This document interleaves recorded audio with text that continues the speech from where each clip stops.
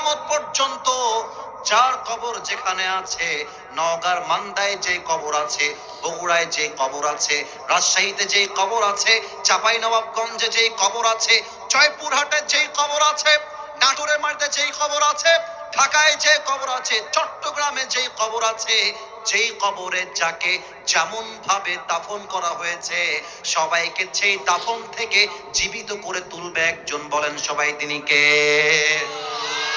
কিন্তু এই পুরো কিয়ামতটা সংগঠিত হবে তিনটা ফুয়ের মাধ্যমে।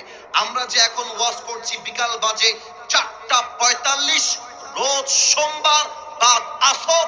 এখন এই মুহূর্তে ইসরাফিল আমার দিকে তাকান সবাই, লুক অ্যাট মাই ফেস, আমার চেহারার দিকে সবাই দেখেন।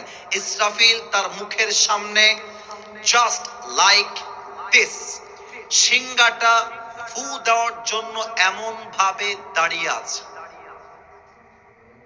just waiting for the green signal. আল্লাহ বলবে ইসরাফিল ফু মার। ইসরাফিল জাস্ট ধরে একটা ফু মারবে, বাস কিয়ামতের লীলা খেলা শুরু হয়ে যাবে। তিনটা ফু। এক নাম্বার ফু এর নাম হচ্ছে নাফখাতুল ফাদা। একটা ফু দেওয়ার সঙ্গে সঙ্গে পুরো পৃথিবীটা ঠাস করে কেঁপে উঠবে।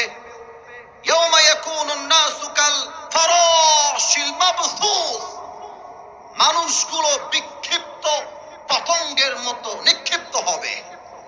ওয়া তাকুনুল জিবালু কাল ইহনিল মানফুস, পাহাড়গুলো ধ্বনিত তুলার মতো উঠতে থাকবে।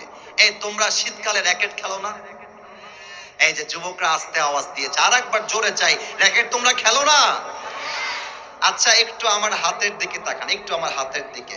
এই যে বামে একটা লাইট আছে, দেখা যায়, মানে আলো আছে, দেখেন লাইট এখানে লাগানো আছে। এদিকে আমার দিকে তাকান, আমার দিকে। মনে করেন যে রাত বাজে 9টা, আমি বললাম যে র‍্যাকেট খেলবো, এই বাঁশ লাগা, বাঁশ লাগাইছি, লাইট জ্বালাইছি। দেখবেন লাইট জ্বালানোর সাথে পোকাগুলো ছিটকে ছিটকে লাইটের উপরে এসে পড়ে। কথা ভুল বললাম না ঠিক বললাম? বলেন বলেন বলেন বলেন। আল্লাহ বলছে ইসরাফিল যখন ফু দিবে, প্রত্যেকটা পাহাড়গুলো